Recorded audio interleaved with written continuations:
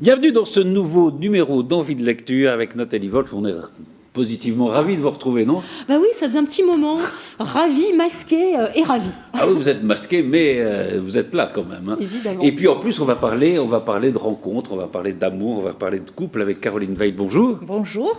Bonjour, Pour votre roman Jules et Julie, Histoire double, paru chez Anne Carrière. Alors, pour vous présenter très vite, vous êtes à la fois psychologue et psychanalyste, donc vous recevez beaucoup de gens, hein, on suppose, plutôt quand ça va mal dans le couple, hein, c'est plutôt ça.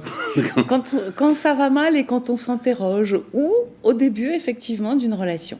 Début d'une relation. Ouais, au début d'une relation. Et puis, il arrive aussi que des patients que je suis régulièrement, d'un seul coup, rencontrent. Ah, oui. Donc, voilà, forcément, ils m'en font part. On en parle.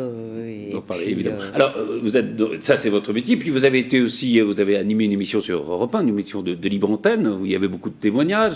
Vous avez été chroniqueuse dans une émission sur France 2 qui s'appelait Je t'aime, etc., présentée par Daphné Burki, dans lesquelles, évidemment, il y a le sens du grand public. Il faut savoir expliquer. Et je pense que tout ça a fait que vous avez eu envie d'écrire ce roman. C'est-à-dire que je trouve que quelquefois, quand on est psychologue ou psychanalyste, on part dans des hauteurs stratosphériques pour expliquer des choses très simples du quotidien. Et voilà, j'avais une grande envie de simplicité. Je trouve que Dieu et le diable se cachent dans les détails. C'est pour ça que j'ai donné beaucoup de détails dans ce livre, parce que ce sont les détails qui sont importants et que ce sont les détails qui alimentent le quotidien. Et que c'est une façon aussi pour le lecteur, les lectrices, de s'identifier aux personnages que j'ai mis en scène. Alors Nathalie, on peut peut-être... Eh bien, on y va. Alors, c'est vrai, moi je suis ravie parce que écriture et psychanalyse, j'adore. Et ça me fait penser à Outre-Atlantique, aussi à Irving Yalom, des écrivains comme ça qui ont même psychanalysé des personnages historiques post-mortem. Nietzsche, le docteur Brouwer qui était le mentor de Freud. Enfin bon, alors tout ça c'est passionnant, mais on va revenir au roman, et puis on va pas le spoiler, comme on dit en bon français. Mais quand même, je vais un petit peu expliquer de quoi il s'agit. Donc on a deux quarantenaires, Julie qui a 39 ans, Jules qui en a 42. Alors chacun a été marié, chacun a été largué, et ils ont aussi des enfants. Julie a une fille, et puis Jules a deux garçons. Et comme énormément de gens de leur génération, ils vont s'adresser à des sites de rencontres sur Internet. Alors dans votre roman, c'est À tout cœur. Et alors peut-être avant d'aller plus loin, une première question sur vos personnages. Patrice l'a dit, le roman s'appelle Jules et Julie, Histoire double. Donc on a ici des prénoms qui sont homonymes, presque doubles. En quoi sont-ils doubles et en quoi sont-ils singuliers? Ou pour le dire plus clairement, est-ce que les réactions des femmes et des hommes sont les mêmes face à une histoire d'amour? Eh bien, pas toujours, justement. Ça n'exclut pas qu'on ne puisse pas avoir les mêmes sentiments, les mêmes affects. On est tous traversés par les émotions, la colère, la tristesse, l'anxiété, la peur. C'est surtout d'ailleurs sur les peurs que j'ai mis l'accent dans ce livre. Mais disons que histoire double, parce que ce qui m'intéressait, c'était que la même histoire soit vécue simultanément par les deux personnages et que chacun donne sa version de ce qu'il était en train de vivre. C'est-à-dire qu'on a une alternance de pensée chez ces deux héros, chez ces deux protagonistes. Chacun décrit tour à tour ce que ça suscite en lui, ce que c'est les émotions que ça déclenche, les réflexions que... D'ailleurs, cette alternance comme ça, voilà, des chapitres. Les réactions que ça suscite. Et puis, pour pouvoir encore mieux débriefer, j'ai choisi de les faire aller chacun raconter leur histoire. Ils ont chacun un psy auprès de qui... Le récit de chacun est alimenté par leur conversation avec leur psy. Des séances. C'est pas le même psy. Non, bien entendu, c'est pas le même, parce que sinon, ça aurait été très compliqué. Et il y a une femme et un homme, d'ailleurs, chez les psys. Il y a une femme et un homme. J'ai voulu que ce soit comme ça pour que tout le monde soit content. Il n'y a pas de transsexuel encore. Bon, enfin bon, ça va. Ça peut, pourquoi pas. Mais disons que là, j'ai choisi de faire quelque chose où il y avait une vraie alternance, aussi bien du côté des héros que du côté des psys, parce que ça me semblait intéressant. Même si les psys sont censés penser de la même manière, je trouvais tout de même intéressant qu'un psy soit une femme et qu'un psy soit un homme. Moi, ça m'a beaucoup intéressé d'ailleurs, les psys, parce que c'est vrai que enfin, moi je ne connais pas forcément bien l'univers des psys, mais j'ai l'impression qu'ils déculpabilisent, ils ont tendance à déculpabiliser leurs patients, quoi. Ah ben c'est le but. Hein? Je vais vous dire, quand on va chez un psy, Voilà, c'est parce qu'on est pris dans un étau de culpabilité qui sont issus de croyances qu'on s'est forgées depuis la toute petite enfance. C'est ça qui est important. Il faut bien voir que l'inconscient n'a pas d'âge. Hein. On a 4 ou 5 ans, à 60, à 50, à 40 ou à 80. On est toujours en proie à des réactions qui sont des réactions infantiles. C'est-à-dire que toute la vie psychique n'est qu'un combat contre l'infantile. Ouais. Et c'est très bien d'ailleurs. Non, mais c'est vrai que c'est très rassurant au fond ces conversations avec les psys, je trouve, parce que évidemment, enfin on va en reparler, mais comme disait Nathalie, ils sont quand même modulés par leur propre échec. Hein. Ils ont eu 2 échecs chacun, hein. Donc ça leur pèse évidemment. Et donc ils se demandent est-ce qu'ils vont pouvoir en gros, quand on a fait un échec, est-ce qu'on va pouvoir réussir? En gros, c'est ça. C'est-à-dire qu'on vit dans une société aussi où il y a une sorte d'injonction au bonheur. Si vous voulez, avant, on se mariait, on n'avait pas le choix de son partenaire. Il était imposé, je parle dans des temps. Mais le mariage d'amour ou le choix de son partenaire, c'est très très récent, peut-être seulement une centaine d'années. Donc, voilà. Et ce qui fait mariage d'amour, voilà, c'est ça. Oui, c'est encore plus récent, presque. Mais maintenant qu'on a le choix, c'est-à-dire que quand ça ne fonctionne pas, on est en proie à ce sentiment d'échec qui n'existait pas avant. Parce que comme on n'avait pas choisi, on se disait pas ça a raté parce que j'ai été trop comme ci ou trop comme ça, ou parce que j'ai pas su faire ci ou je n'ai pas su faire ça. Oui, c'était pas notre faute. Et du coup, on n'était pas en proie à cette à cette culpabilité. Voilà. Mais alors, cette société d'aujourd'hui, finalement, qui exige une certaine silhouette, qui exige un certain nombre de réactions, une réussite, vous parliez de l'injonction au bonheur tout à l'heure, est-ce que les réseaux sociaux l'ont pas encore plus exacerbé alors? Et comment? C'est-à-dire que qu'est-ce qu'on met en scène sur les réseaux sociaux? Soit vous avez cette tendance avec les body où on s'accepte, etc. Mais sinon, ce qu'on met en scène, c'est soi-même au mieux de soi-même. C'est-à-dire qu'on cherche à apparaître en permanence sous son meilleur jour pour montrer à quel point on est formidable, intelligent et à quel point aussi on a une vie extraordinaire. Donc vous imaginez la pression quand on regarde les images sur les réseaux sociaux de la vie des autres. C'est-à-dire que ça, c'est une vraie pression quand soi-même on se trouve pas au top. On se dit pas, tiens, les autres, eux aussi, quand ils se lèvent le matin, ils sont pas tout à fait formidables, etc. Ça, on l'oublie. On attend, quand on va sur les réseaux sociaux, enfin les gens ils ont tendance à, je sais pas, à se vendre quand même, à améliorer non, il y a cette tendance-là. Non seulement ça. Vous parlez des photos, par exemple, qu'on met, c'est important le choix de la photo. C'est très important le choix de la photo. J'en parle surtout à propos des sites de rencontres. Oui. Et ce qui est flagrant d'ailleurs, c'est que la plupart du temps, on a tendance à choisir une photo qui date d'il y a 10 ans. C'est-à-dire que voilà. Et donc quand on... Mais oui, et que ça c'est un écueil. Je le dis pour ceux qui éventuellement. Oui, parce que parce que de toute façon, quand la rencontre va avoir lieu, vous ne pourrez pas échapper au constat de la réalité. Vous allez, voilà. Donc ça, c'est un petit travers dans lequel il vaut mieux éviter de tomber.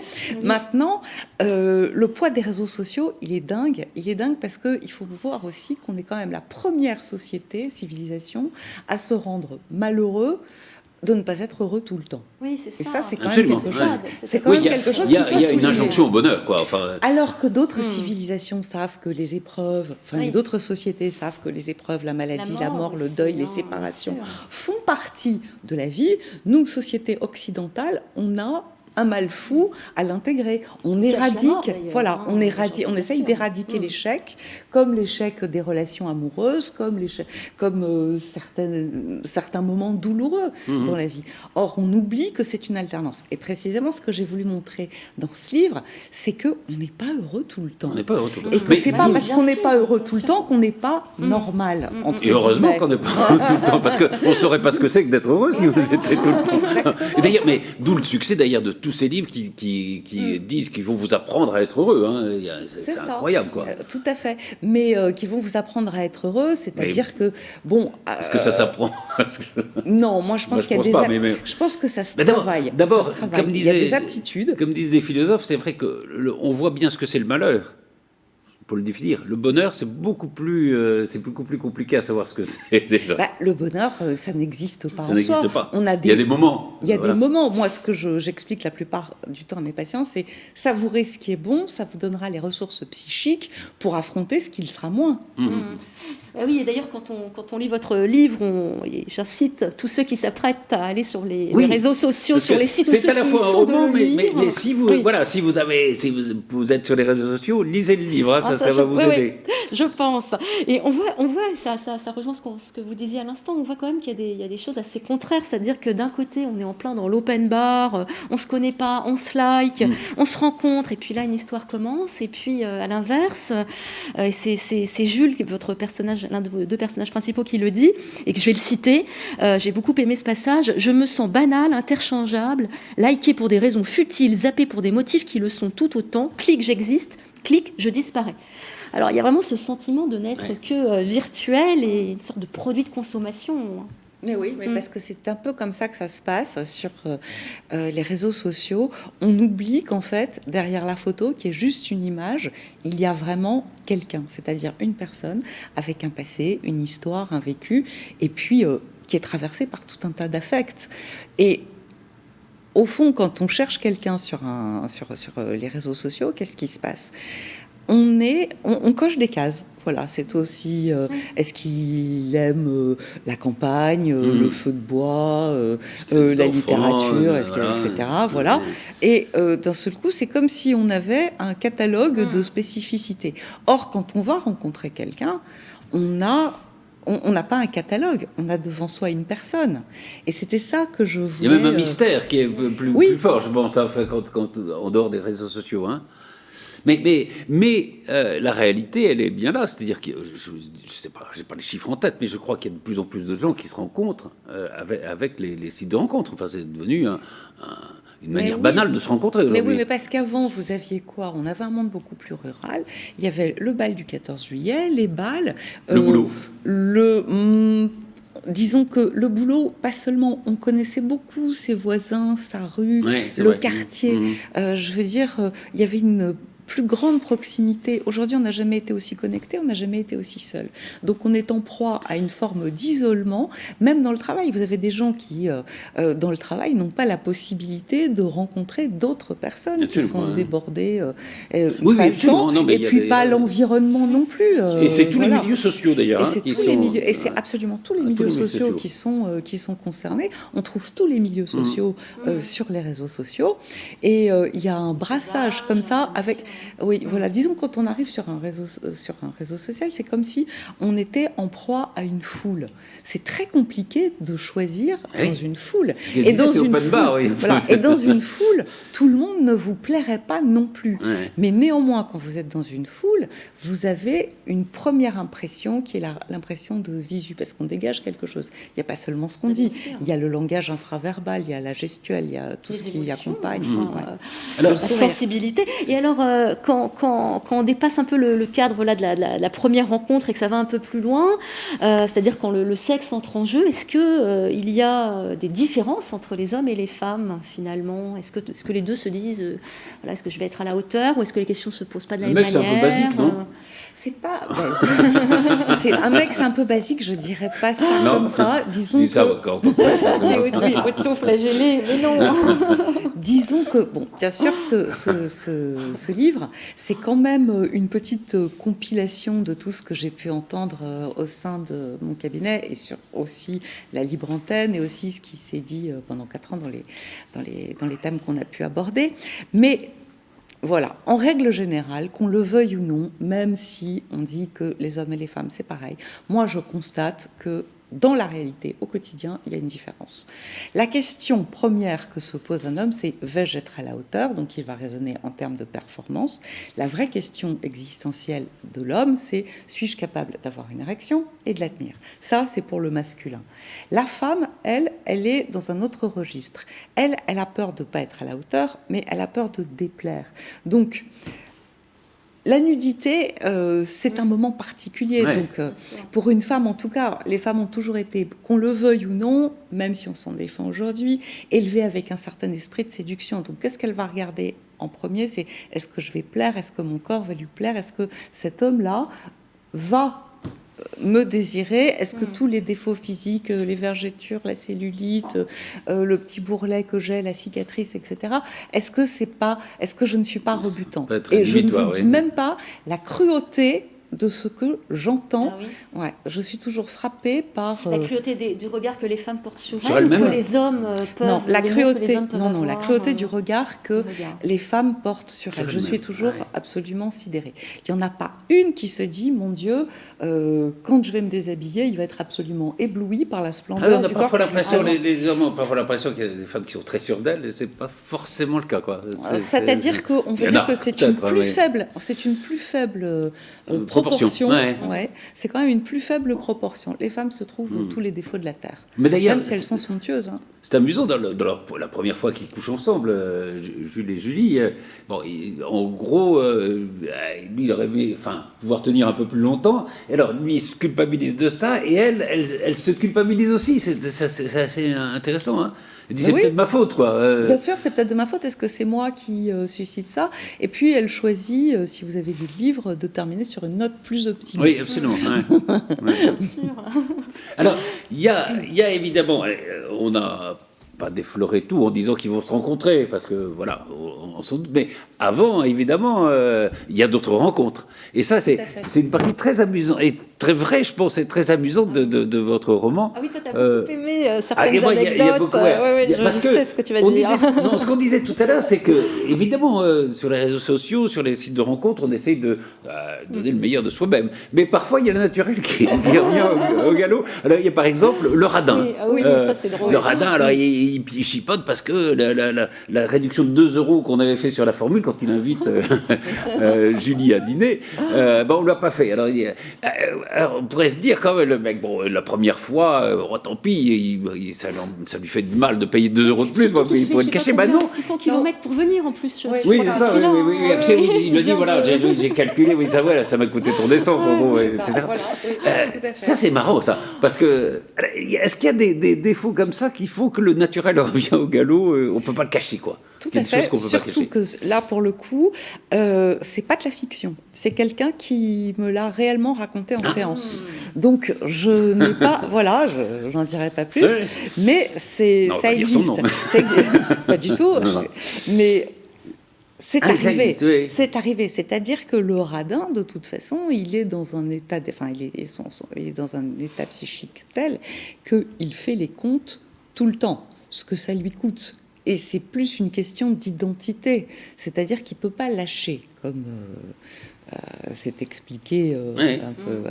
Il ne peut pas lâcher, c'est identitaire. C'est-à-dire que on lui prend de lui. C'est comme si c'était lui, c'est ça. Hein, on lui prend de lui et c'est trop... La prise est trop importante, en fait. Ça serait trop donné. Voilà, donc il y a le radin, mais il n'y a pas que lui. Hein. Oui, non, il y a beaucoup de portraits. Il y a aussi, moi je pensais, il y avait beaucoup de garçons plutôt qui allaient sur les sites de rencontres pour avoir une aventure d'un soir.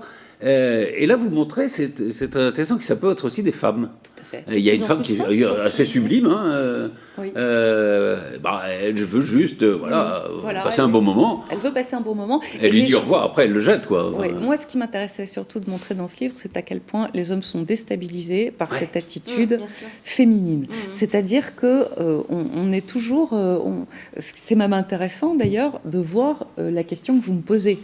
Parce que la question que vous me posez, c'est tiens, c'est dingue, les femmes font comme les hommes. Ah oui, les femmes font comme les hommes. Elles sont mais vous traverser des mêmes pulsions, et ça peut arriver qu'il y ait envie seulement d'un désir sexuel, d'un désir pur, et que si la personne est pas mal en face, eh ben, elles vont aussi y aller complètement comme le ferait un homme. Mais ce qui est intéressant, c'est de voir à quel point un homme est déstabilisé par cette attitude-là, alors que eux le font depuis... Mais parce qu'on disait souvent la grande différence entre les hommes et les femmes, c'est que les hommes font la différence entre le sexe et le sentiment, alors que les femmes lient les deux. Bah, ça a dû changer. Non seulement ça a changé, mais vous avez aussi des femmes qui se protègent de cette façon-là. C'est-à-dire qu'elles ont besoin aussi de tester leur pouvoir de séduction, mais par ailleurs, elles ont beaucoup souffert et elles n'ont pas envie non plus de se retrouver. Je veux dire que l'aventure amoureuse est pour elles synonyme de douleur, donc elles préfèrent se préserver et s'en tenir strictement à la relation sexuelle qui ne les implique pas plus que ça. Oui. Et alors moi, ce que j'ai trouvé aussi intéressant dans votre livre, c'est que vous avez choisi de montrer, de parler de personnages qui sont assez banals et qui sont pas des héros. Et on voit qu'ils ont besoin de tout gérer en permanence. C'est-à-dire qu'ils gèrent la petite robe qu'elle va porter et dont elle va parler avec sa copine, comme il et elle gèrent leurs enfants, gèrent leurs émotions, gèrent toute difficulté liée à l'imprévu. Alors, moi, je me suis demandé finalement quel apprentissage, on parlait tout à l'heure de l'apprentissage au bonheur, mais peut-être aussi quel apprentissage de la liberté.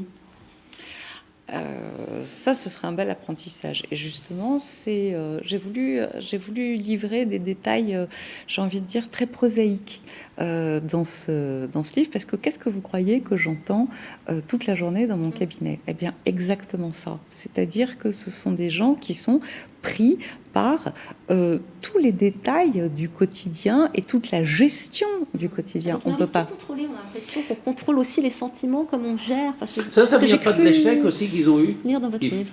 Fait que non, ça vient pas de l'échec, ça vient de l'apprentissage, ça vient de l'enfance et ça vient surtout de précisément ce qu'on leur a transmis.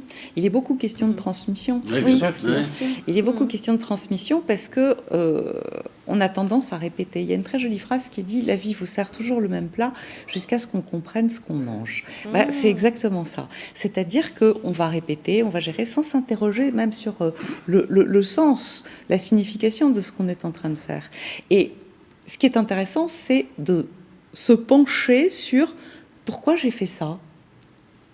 Pourquoi j'ai fait ça? Pourquoi j'agis de telle manière? Pourquoi j'ai besoin de confier les enfants? Pourquoi est-ce que j'ai besoin de courir acheter le cadeau et d'être, par exemple, on vous parliez tout à l'heure de l'injonction au bonheur, mais il y a l'injonction aussi à être un parent parfait. Oui, qu'on sent aussi en un parent parfait. Et d'ailleurs, les deux culpabilisent un peu quand ils vont rencontrer quelqu'un d'autre, parce que jusque-là, ils ont en gros élevé avec l'autre parent, enfin élevé seuls leurs enfants. Ouais. Et puis tout d'un coup, il va falloir présenter la fille au nouveau mec ou les garçons à la nouvelle fiancée, quoi. Ouais, si vous voulez, dans ce livre, en fait, ce que je voulais, c'était explorer un certain nombre de scènes auxquels on va tous être confrontés, on a tous envie d'être amoureux, on a tous envie de rencontrer et que ça fonctionne.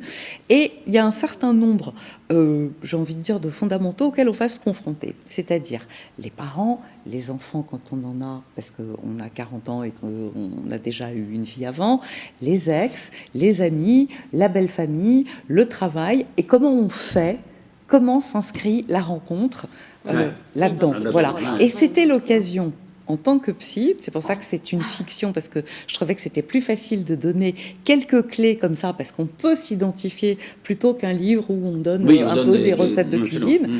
Je trouvais que c'était... C'est vrai qu'on peut s'identifier tout à fait au personnage. Tout à fait. Voilà. C'était plus facile de donner quelques clés et de rappeler comme ça quelques fondamentaux simples, presque de bon sens, mais qu'on doit avoir inscrits, et ne pas se laisser justement déborder par toute cette gestion dont vous parlez. Il y a une question que tout ça pose, parce que évidemment, il y a les réseaux sociaux, il y a les sites de rencontres, il y a une façon de gérer l'amour qui est très différente. Et puis, mais finalement, il y a quand même le couple qui reste. Est-ce que on est dans une société qui évolue énormément, où la procréation et la sexualité sont séparées? Mais est-ce que, je ne sais pas, c'est une question de devin que je vous demande, mais est-ce que vous pensez que le couple va rester ou que c'est une structure qui pourrait éclater? Écoutez, moi, ce que je constate tous les jours dans mon cabinet, c'est que on n'a qu'une seule envie, c'est d'être aimé et d'aimer. Voilà. C'est que je crois que peut-être... C'est comme la grande affaire de la vie. C'est quand même la grande affaire. Voilà. Je pense que depuis la minute où on est tous en proie à cette angoisse existentielle de mort, et que la seule façon qu'ont trouvé les hommes, les femmes, de la contrer, c'est précisément l'amour. Donc, qui dit amour dit forcément couple. Ce qu'on ne sait pas, c'est si aujourd'hui le couple, on constate que le couple éternel comme celui des générations d'antan, on le sait, il ne va pas durer autant. Mais en tout cas, l'idée, c'est toujours de faire couple. De faire. Eh ben, voilà, Jules et Julie. Histoire double, c'est donc chez Anne Carrière, c'est un roman de Caroline Veil. Merci infiniment. Merci à vous. Et donc on conseille évidemment aux gens, ça raconte une histoire d'abord, une histoire très touchante comme vous le disiez, qui est très proche de la réalité. Et puis on peut y trouver, comme vous disiez, des conseils aussi si jamais on veut rencontrer, si on va sur les réseaux sociaux. Donc il y a les deux aspects qui sont tout à fait passionnants. Merci beaucoup. Merci Nathalie. Merci Patrice.